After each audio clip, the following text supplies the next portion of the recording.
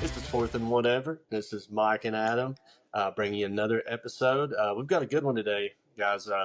We've got a little topic we're going to start out with, but then we'll kind of get more into what we're really going to be talking about today. We're not going to spend much on this first topic, but we're actually going to be creating an all-time University of Tennessee offense. So this is like I just want to state this is going to be players that played at UT. We're not counting in really their NFL careers or anything, but we're going to be counting just how their UT careers were. And we'll really talk about that here in a minute. But we do want to start out with a quick little update of things that are going on right now. Diego Pavia, man, had something else you need to say. Adam, I believe you've got so the exact quote, kind of what he had to say for this one. Yeah, man. Our favorite quarterback to hate, Diego Pavia down there. Our little brother Vanderbilt. I guess he's trying to rally the troops once again. I guess he's trying to, which actually, not once again. What he said is on the new Netflix documentary about SEC football that came out this week, actually, Okay. which at the time of the recording will be last week. But what he said is actually from last season.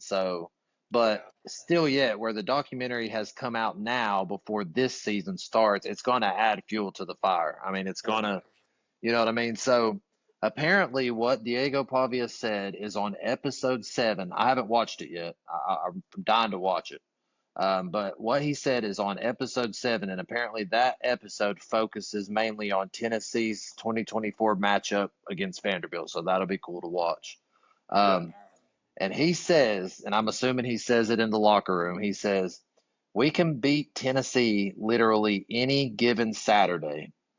They think that they're going to come in here and destroy us. Then he says, and this is the part that's got everybody riled up, F every single one of them dudes. That's the 4-letter curse word, by the way. Yeah. F every single one of them dudes. We're going to win this game at all costs. Now, I'm not against someone in the locker room saying that before a game, but you being Vanderbilt, regardless of the situation, you don't say that knowing that you're on Netflix. You can say it behind closed doors all you want. I'm fine with that. I get it. But man, with Netflix watching, the whole world watching, and dude just seems that. What do you think, man? What do you think, dude? No, I agree, and like in realizing a little bit more of the situation, like how and it was locker room talk last year, and I get it when you're pumping a team up, man. I mean, that's the team you're about to play. Everybody knows there's the Tennessee looks at Vanderbilt as a little brother, though. I mean, I know we say that a lot jokingly, but that is kind of how everybody views it. So part of me is like, well, I'm not really hating on the fact that it was said in the locker room with Vanderbilt Right. players, but it got out because the Netflix cameras are there, right? So we've got to see it though. So now it's just going to be really awkward when you don't go to a bowl game this year because Vanderbilt's not going to 6-6, and then you're going to be sitting there at like a 4 or 5 win season, lost to Tennessee again, and you're like, dang, they all heard that, and here I was talking about championship rings and stuff, but but that is what it is, and it's out there. So, I'm not hating Oh, the fact he said it. It's just now we know about it, and it's just even worse. And we've talked about how they're setting it up. yeah. But yeah, Vanderbilt, you're not going to be in a bowl game this year, most likely. So, it's my opinion. So, Hot take, hot take. hot take. Dude, yeah, I agree with everything you just said. Um, you cannot tell me that Josh Heupel will not have that clip from Netflix Oh, playing. I oh mean, yeah. definitely before the Vanderbilt game, but maybe a little bit throughout the season.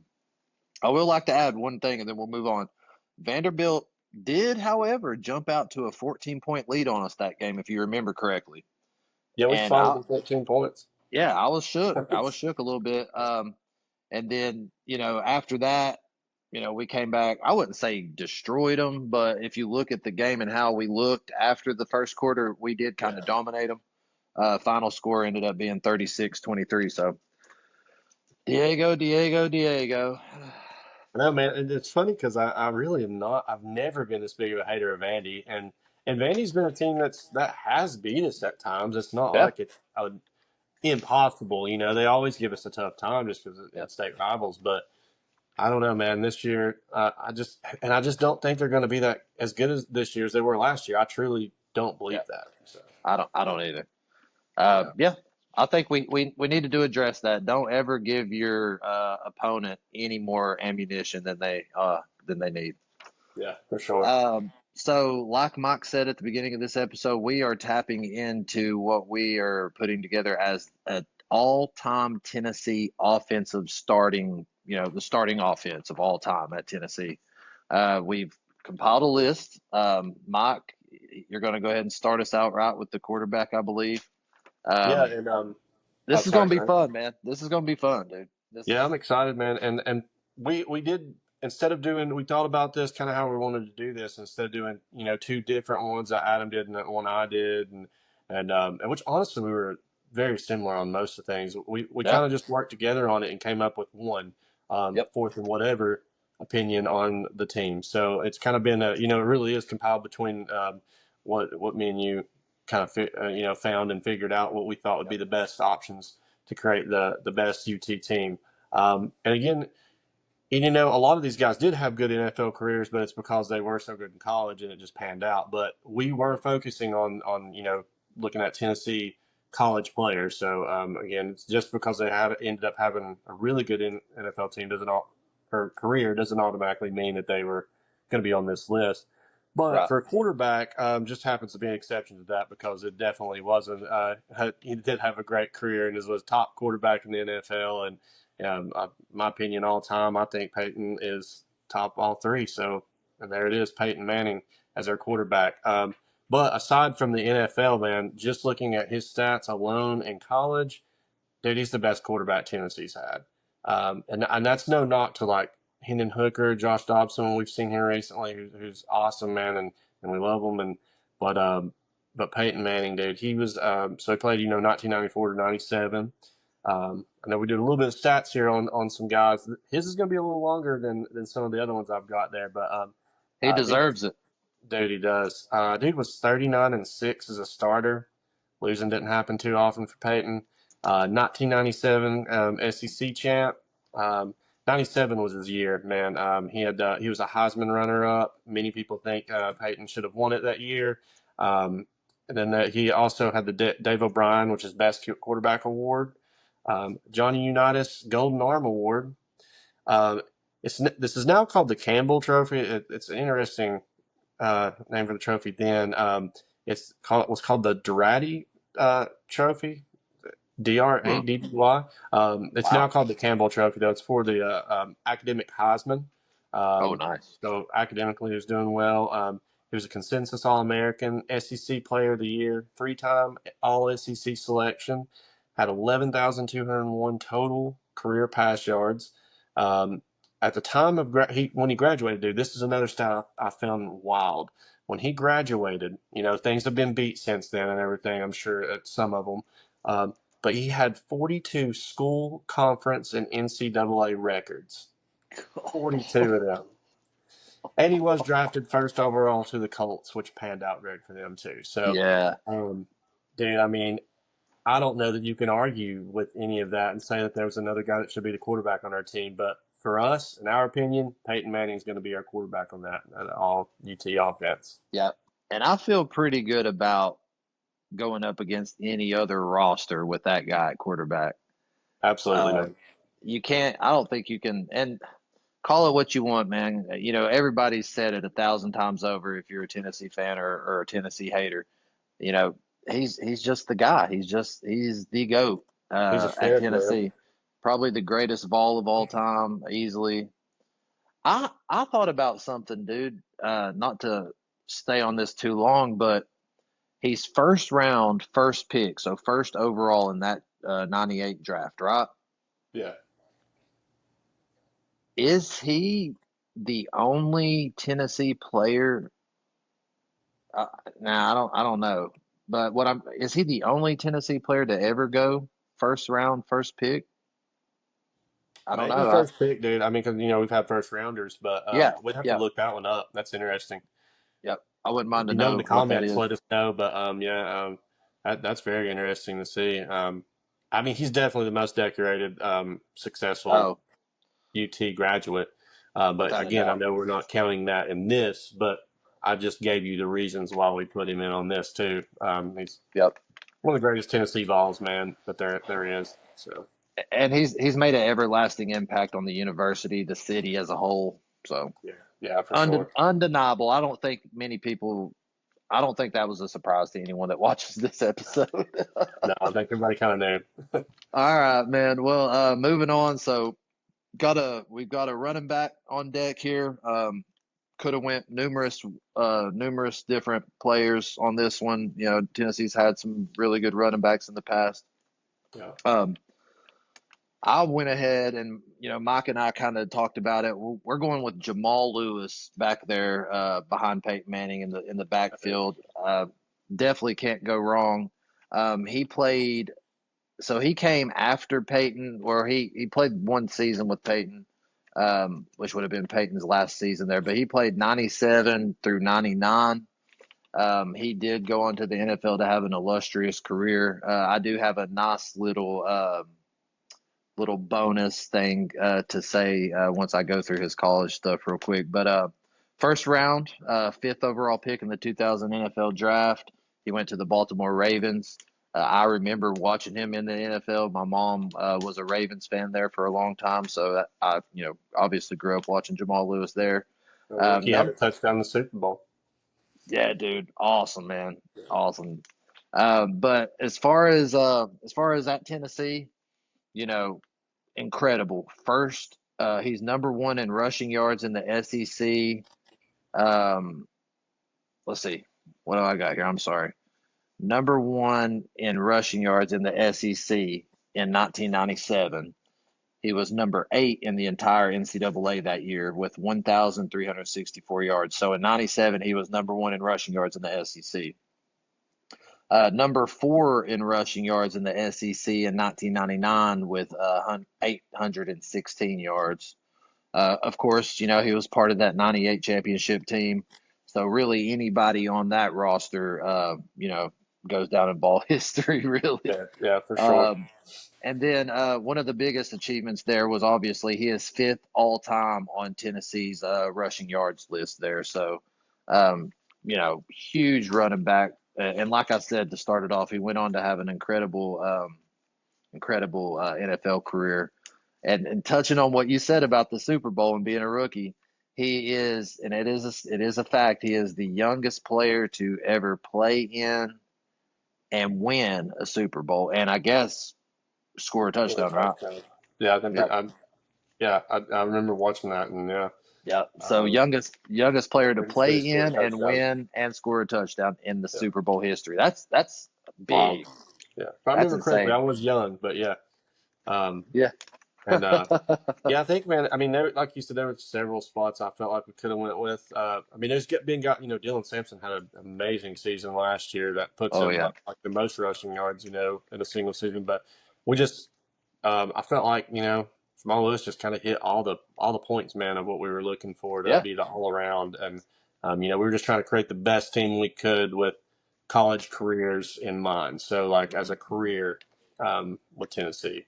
I Yep. felt like that's kind of what pushed him over. Sometimes that would be more than one season or so. Yep.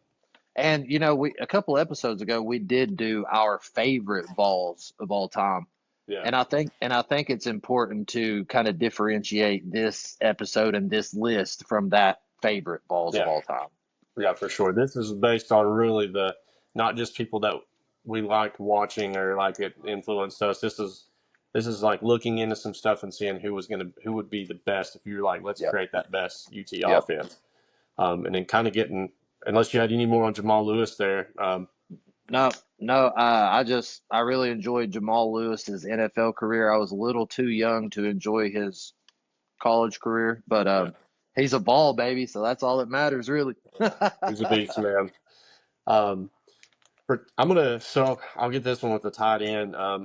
First off, I just want to start out by saying, man, and this is no knock at all who we're picking on this, and who we put on here. A lot of people's probably going to think that right off the rip, and Mhm. mainly probably because of his NFL career. But again, we're kind of excluding that. So excluding that NFL career, dude, Tennessee doesn't have many tight ends that had any just mind blowing seasons, dude. Looking Right. back into some of this stuff, so I'm going to say we went with Jason Witten.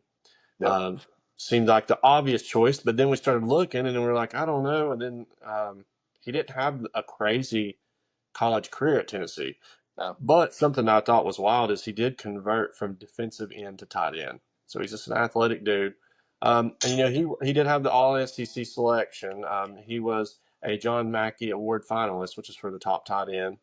But another big thing I noticed that I've seen him, with Jason Witten, he was also known for blocking and stuff too. He's a very well-rounded tight end. So I Yep. think that's what made him successful too, and his athletic ability to go from defensive end to tight end. But not, he wasn't just out there, to catch the ball. A little bit different era too, but he also Right. was really good at blocking and very tough tight end. And I think that's what got him noticed when he went to the NFL because he got drafted in the third round. He was a 69th pick by the Cowboys, of course.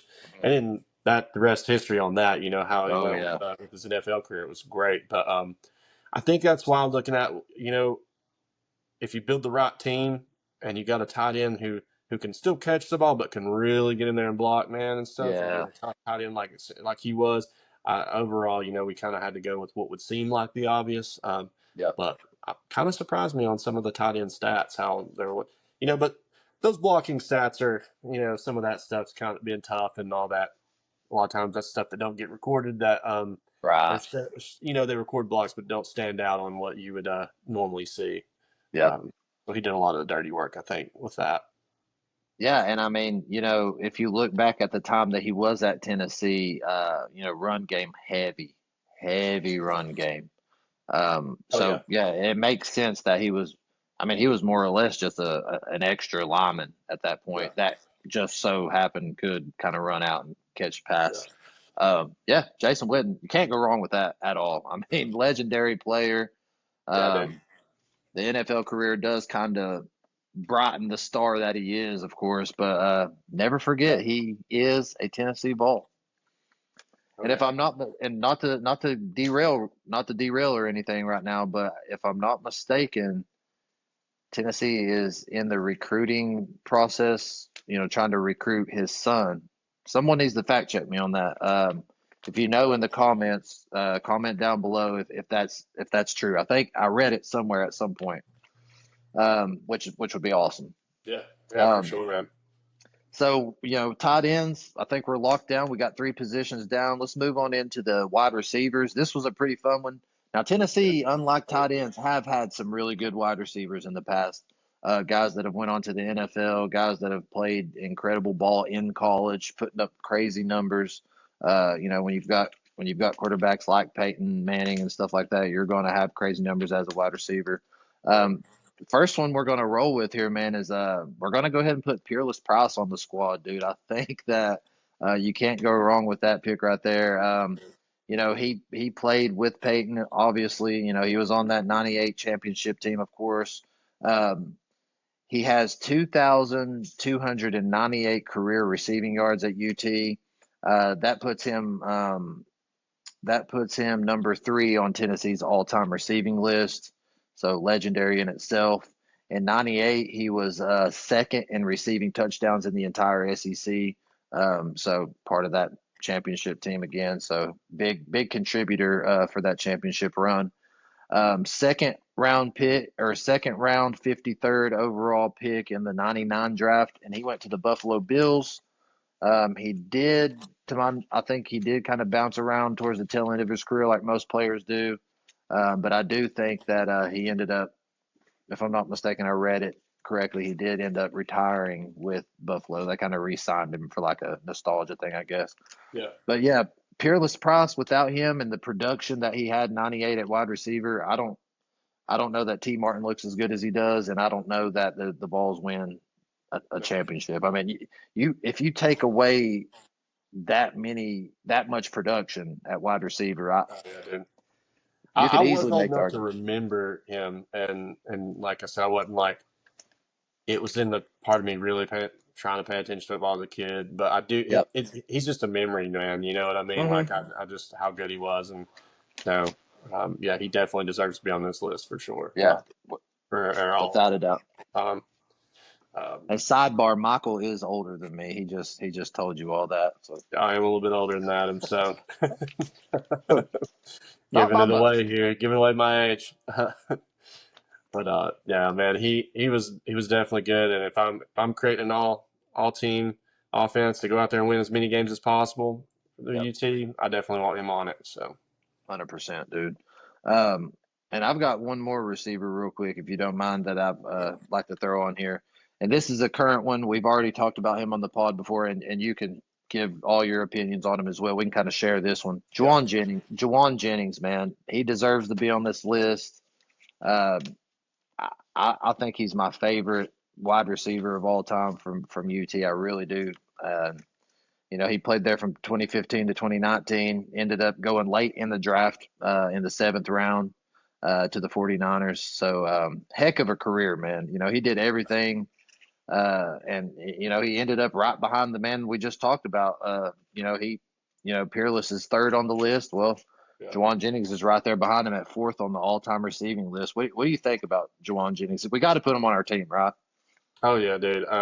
I mean, and he's just and he's one of those, he's a big guy, like big receiver, a tall target. I Yes. mean, everybody knows the catch he had against Georgia that was crazy, but man, he was just so solid while he was there too, and Yep. just and putting up numbers, and sometimes in tough situations that Tennessee were in, in some years. I mean, he had Dobbs in his early part, and then um, but he was always consistent, man, and always a target you could go towards. And Yep.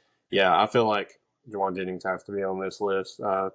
for us. And that's what me and you agreed on with him. And yeah, Yep. I mean, first off, this team is nasty right already. Oh yeah, dude. It's it definitely, man. And in an era where football is much faster, you do Yeah, see quarterbacks airing the ball out a lot more. In 2019, he was top five in the entire SEC for yeah, receiving yards. So, yeah, and that's smack dab in the middle of this, kind of new era that we've been in hmm, of airing it out, big time quarterback play. And you're yeah, talking about top five in the SEC.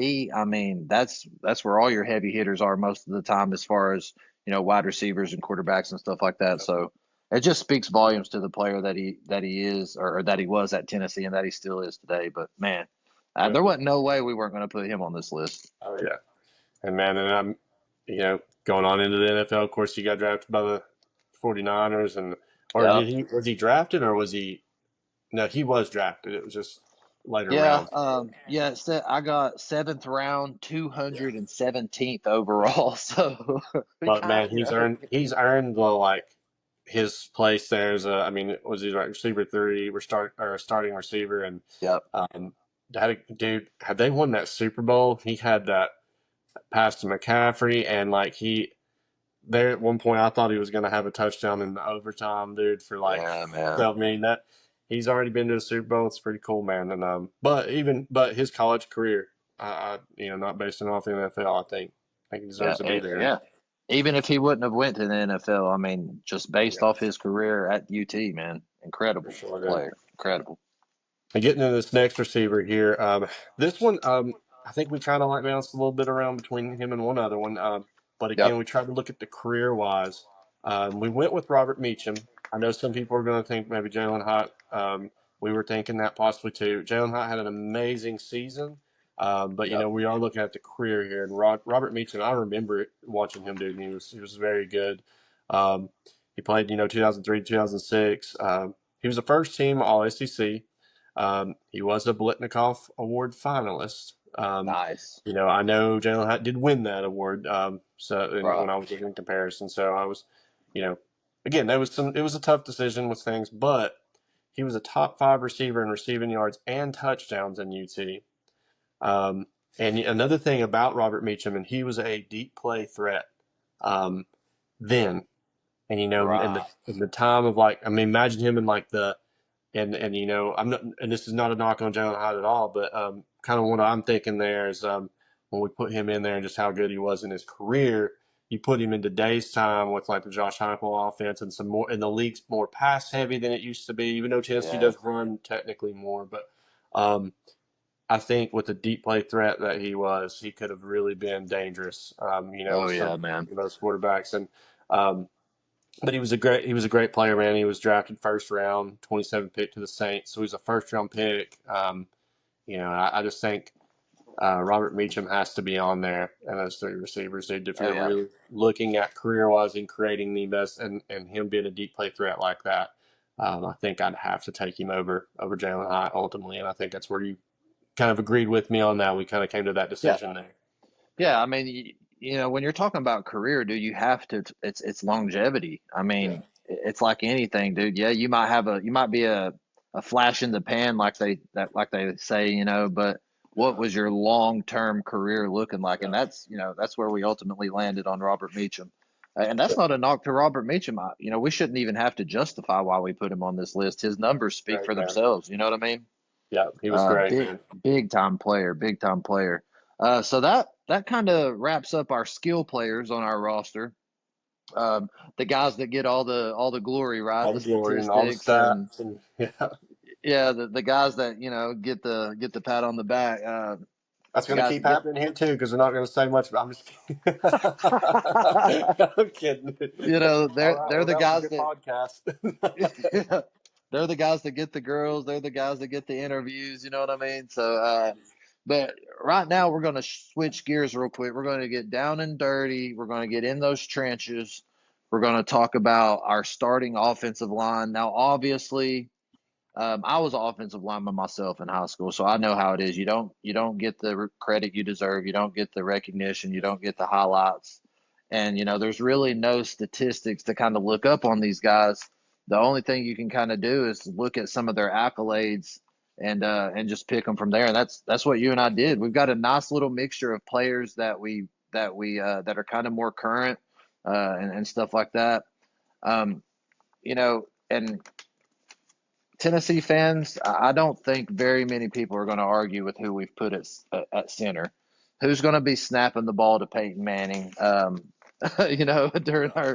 During our season, our hypothetical season here with our roster, dude. I think it was undeniable. Vol for life. One of the probably greatest Vols of all time, Cooper Mays, man. We got to put him at the center position on this roster, man. 2020 to 2024, probably easily and definitely the most current player on our roster. I mean, dude played last year, right? I mean, Yeah, but it doesn't matter. You look at history, and I think Cooper Mays deserves just as much as anybody to be on this roster. You've got first team All American honors in 2024. You've got first team All SEC in both 23 and 24. And of course, he kind of helped set the tone on that offensive line there to be part of SEC's top rushing attack for 2 consecutive years there at Tennessee. With the strong run, you don't you don't have a strong running game without a good offensive line. So, on the um, field a lot, man. That yeah, offense, quick moving. all the time. Yeah. So, If we would have put any other center, like if we would have put some center from like 1940 on yeah, here, yeah, what would he do in Josh Heupel's offense? I mean, he'd be on the sidelines trying to smoke a cigarette, probably dying. yeah. Uh, Different era. but We're not hating, but yeah, yeah. but You're right, right, right. man. I mean, It's so true, man. So Cooper May, shout out to you, dude. He played in 53 games in his career at Tennessee, started 45 of them. yeah, So obviously, and to kind of put a cherry on top, he was a smart dude as well. yeah. SEC academic honor roll. Uh, I can't say enough good things about Cooper Mays. I've been fortunate enough to watch most of his career. Well, you have too. I mean, Oh yeah, man. just watched his whole career, and You said I'm a it, and big, I instantly agreed. There were yeah, no fightbacks whatsoever. I was like, absolutely. yeah, Um, definitely gonna miss that guy this year. Kind of makes me a little nervous, because yeah, the center, yeah, your quarterback runs the show, but it all starts with that center. Um, absolutely, man. Everything, your main focal point of protecting the quarterback is right there. Yeah, Obviously, you have to get the ball to the quarterback, whether it's shotgun or under center. yeah, It all starts with that man right there. And yeah. you may not get the credit you deserve in the media, Cooper Mays, but the Fourth and Whatever podcast will give you all the praise. on this Yeah, episode right here, absolutely, brother. man. You got to, and yeah, I mean it is a big position. It's the quarterback and the center. They definitely have to be in sync too, man. I mean, Yep. whether it's shotgun under center, when you're that close to someone, you gotta be and got a good relationship when you're I back there. mean, For and sure. you are pretty close to him down there. You know what I mean? Hand on ass, man. You gotta be, No doubt, dude. It don't No, get much but closer than that, bro. no, but in all seriousness, I mean it is a detrimental position to the offense, man, and it gets overlooked, but it really is. And there's a lot of these positions get overlooked, man. I mean, when you get in the guards and Yeah. tackles, and we'll kind of. And by the way, we did this too with the guards. Instead of doing like left guard, left tackle, right tackle, Right. we picked two guards, two tackles, man. Yep. And it just to make it simplified there on that for us. We're not going to dig into that deep. No. Um, And if you but if you think about it, throughout a season, a lot of times due to an injury or whatever, those guys yeah, are kind of interchangeable. You know. yeah, yeah, for So sure. And they do have to at times, play that different position like that. So I'll just go ahead and go with this one on the guard. This is another fairly recent player. If you're one of the like old timers, just hang on. I promise we got good stuff coming your way. So yeah, if you're one of the old timers and you're like, oh, they're going to go with someone else that's young. They're just going to go with whoever's recently played. On this one, fairly recent. We got Trey Smith. He was 2017 to 2020 when he played. But mhm. man, he was a two-time first-team All SEC. He was an All-American, Yep. and then he was drafted third round by the Kansas City Chiefs, which not counting his NFL career and anything, but just want to kind of make praise for him. He's won a Super Bowl. He's had a successful NFL career, but he had a successful college career, man, to get there with those Yeah. being on the. I mean, when you get two-time first-team All SEC and you're All-American, you're doing something Yeah. right. Yep. And so we got Trey Smith there at a guard position. Not much more I really got to say, but kind of just comes for itself right there, man. No doubt. And I like what you said right there, dude. When you start talking about first team All SEC, All American, Yeah, if you're getting, it's easy to. Well, I'm not gonna say easy, but I think it's easier for a running back or a wide receiver or a quarterback to showcase how they got it. yeah. Linemen, like I said when we started this segment, they're in the trenches, dude. You're Obviously legit they're when you get into that level on yeah, the line. 100%, 100%.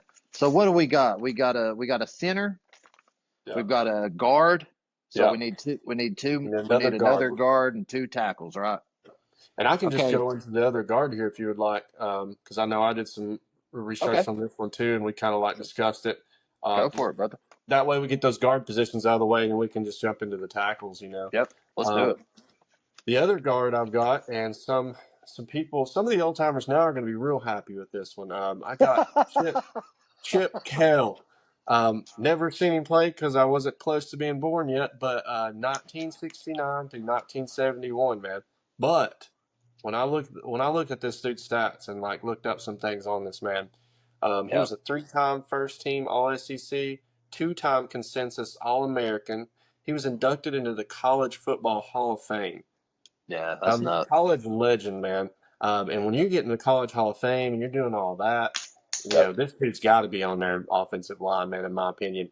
He Yep. was drafted in the sixth round, 149th pick by the Chargers. He didn't have a long NFL career, but this isn't NFL team, careers we're talking about right now. We're Right. talking about college careers, and I mean, the dude's we got a Hall of Fame lineman on our list Yep. here, man.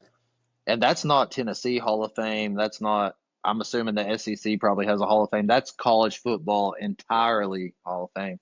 Yeah, I can see Chip Kell now, dude. I mean, that old school mentality coming from a completely different era. He would be, he'd low key probably be getting some personal fouls. We could probably look Yeah, for some illegal chop blocks and stuff like that from old Chip.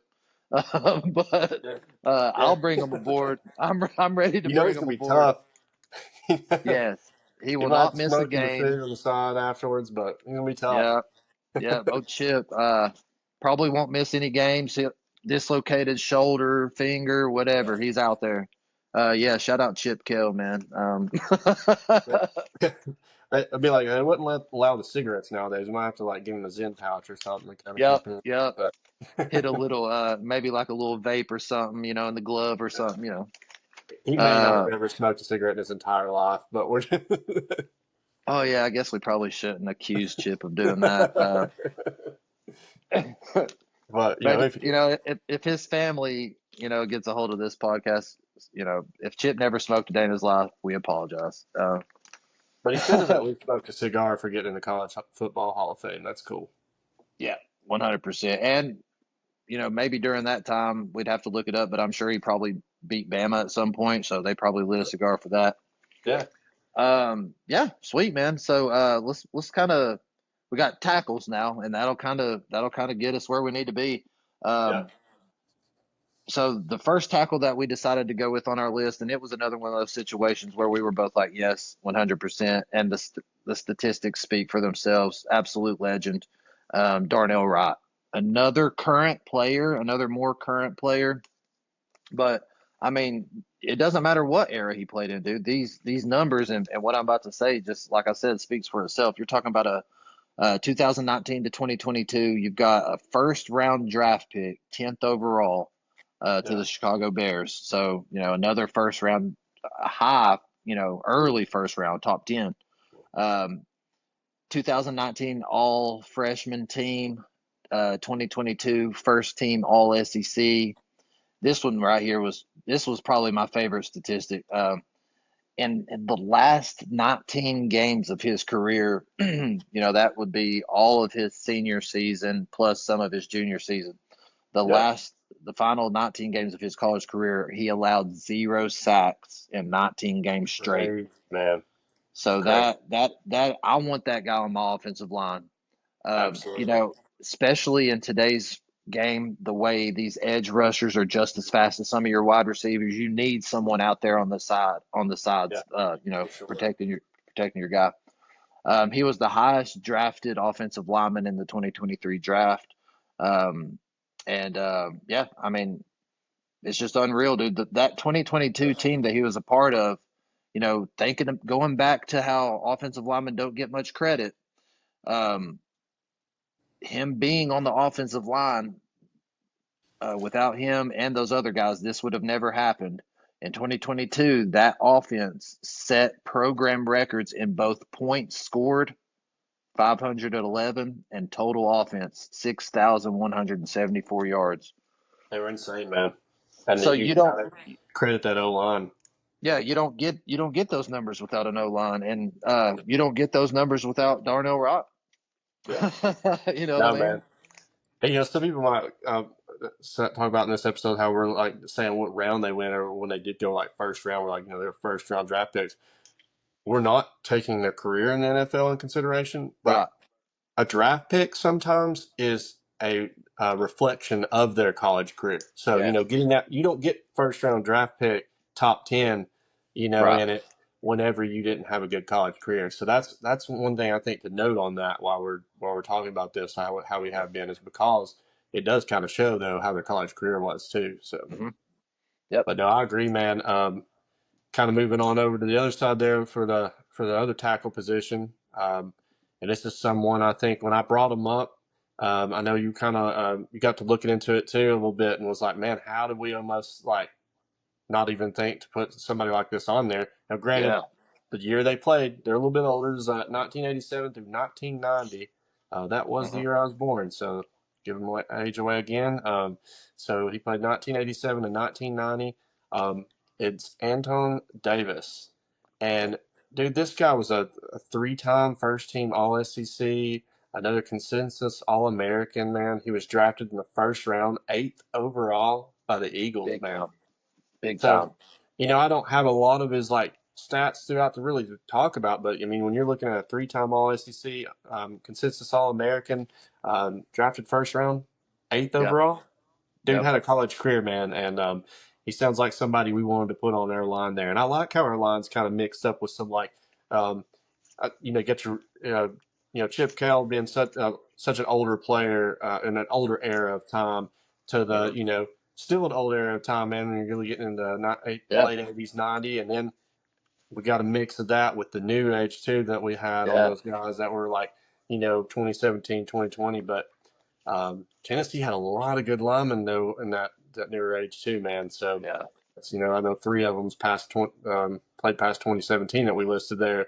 And then two that might be a little bit older. So I know some people would like to probably see some of the older offensive linemen that could have been on there. But man, I mean, I think it's a good mix, and I think we have Yep. that would be a heck of a line to have. Dude, That's a that's what championship team right there, dude. I didn't even think about it, man, but Yeah, you know, and here we are again. The O line never gets any recognition. yeah, Dude, I think our offensive line. disgusting, dude. First I mean, round pick, like you've got two top 10 first round picks at tackle. yeah, I mean, that's all you need to say. I mean, yeah. that's insane, dude. Yeah, And the dude I that think wasn't even he was drafted sixth round was inducted into College Football Hall of Fame at one point. So I don't know what right. was going on back in 1972, whatever, or 71 or whatever he was getting drafted. I guess they didn't have much. Um, I mean, it was harder for scouts to get around then. I guess. I mean, it wasn't like you have that much film footage to watch. But my God, if the dude got into the College Football Hall of Fame and went that far into the draft, so must not have needed many offensive linemen back in that time. So. Right.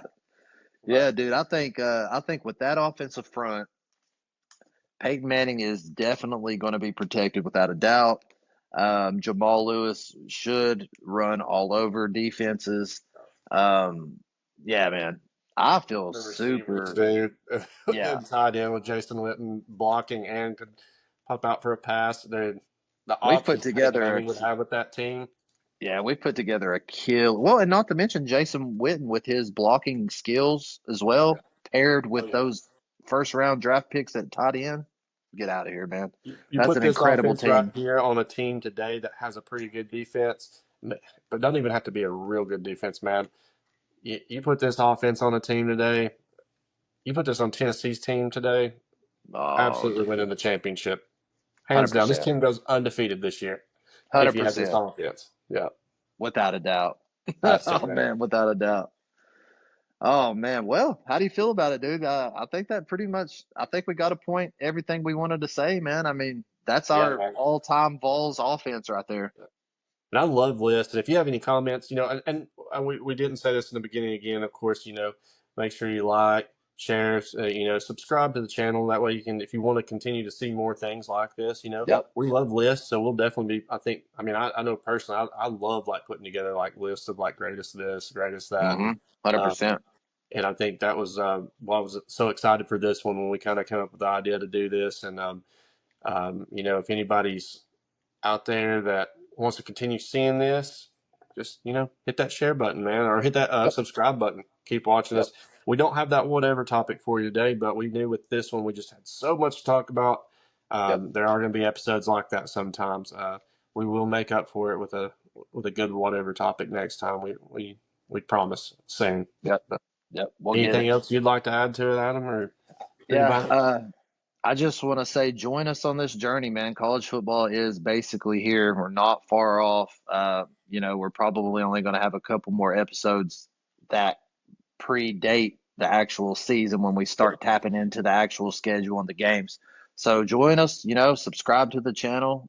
Start leaving some comments. I think it would be kind of cool yeah. to read through the comments on an episode, pull from the comments for future topics, Oh start yeah, for sure. involving start involving some of the viewers on the channel, man.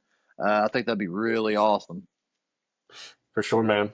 Well, it's been a good one as always, dude. Heck, I guess I'm gonna go play some NCAA 26 or something. I just bought that game today, so Yeah, I'm slacking. I got to go get it, man. the time there, man. I'm gonna have to get going. But good one as always, man. And Adam, Of I'll see you, course. dude. Yeah. See you later, brother. Take care.